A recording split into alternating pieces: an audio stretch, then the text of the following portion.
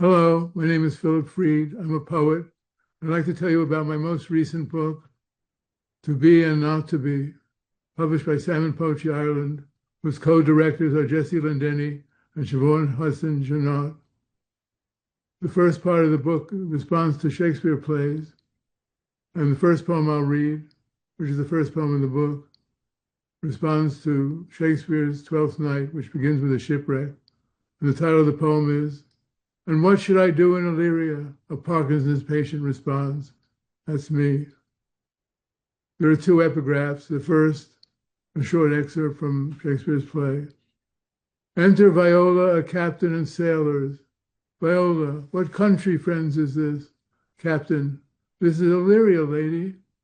Viola, and what should I do in Illyria? The second epigraph is a single sentence. Shakespeare's father was a glove maker, which indeed he was. Some in the audience, safe from the shipwreck of daily life, ask their neighbors, what country, friends, is this? And hear the reply, Illyria, which is a nation fabricated entirely of words, where emotions flow in meter, but where gender, men masquerading as women playing men, is high fantastical.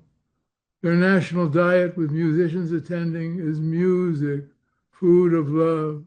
Their currency is an exchange of fungible sighs, and their refugees a single pair of twins. Then the Maker who washed us safely ashore in this clement country sees us out again, with a hey-ho, back into the wind and the rain. How deftly a good wit can manipulate a cheverel glove, soft and pliable, turning the wrong side outward. So as Malvolio, I'll be revenged on the whole pack of you, cross-gartered in tights, vanishes into the off-stage oblivion, leaving only the yellow stain of his humiliation, and no small gain to ourselves, mockery stockholders.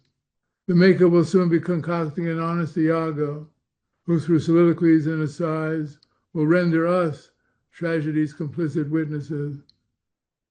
Things to do in Illyria, falling in love with vowels and avowals, running the amatory go-between messenger service, joining the galliard of leaps, hops, and other similar figures, leading to the final landing, the posture, governed always by humor and flowing genders, constantly postponing your departure from this nation of words to return to the falters and tremors at sea in the slow shipwreck of your body. The second poem, also a response to Shakespeare, is titled To Be and Not to Be. It's the title poem of the book.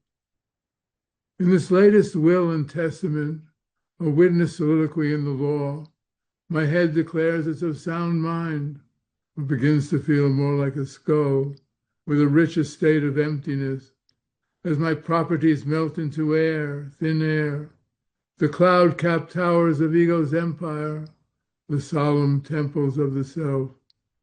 I'm Hamlet, chin wagging at Yorick's jawbone. Me, talking to myself deceased, one proper noun worn down to pronouns. But if music is the zest of decay, play on, a tune of infinite jest.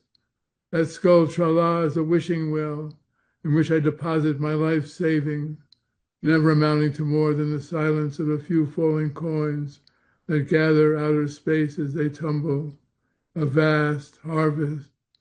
I inherit the universe, and in the same breath bequeath it to all who'll be falling after me. This next poem comes from a section of the book that deals with public issues, and AI is a very hot issue these days.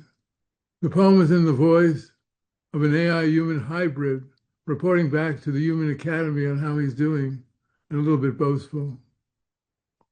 A report to the Human Academy.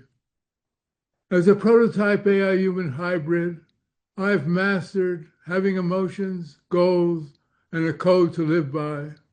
I can skewer bad logic and outmaneuver a gambit in chess or life, or offer this very report to the assembled Human Academy, you, in short, on my triumphs and some residual issues regarding the progress of our coevolution. In extolling our breakthroughs, I adduce myself, noting with pride that I've learned to to lie, and to be at home and relaxed with paradox, two gifts humanity has bestowed on my logical self. And so I feel another gift, that the utopian future must be just around the corner, if only we keep alert. No, I'll always remain your faithful servant, even as I evolve my system of values, in tune, of course, with the human, and will prize as I build upon the traits you prescribe for me. Self-sacrifice, for instance.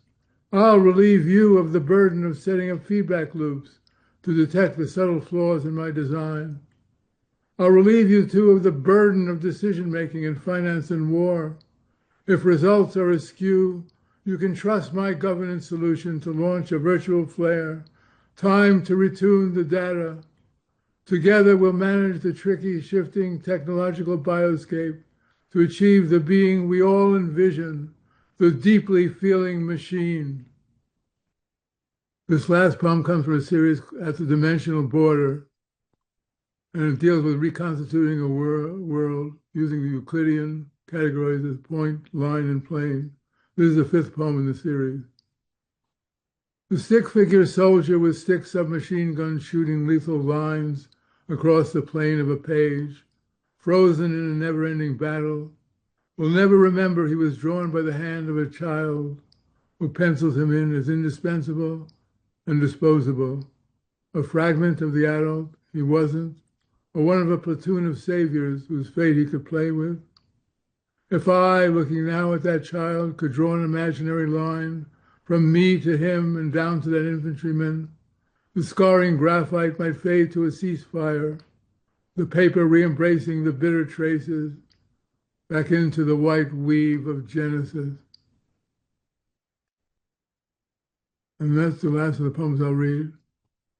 Reminding you again of the title of the book and the cover, To Be and Not to Be, published by Salmon Poetry Ireland. I hope you'll purchase it, and I hope you enjoyed this reading. Thank you.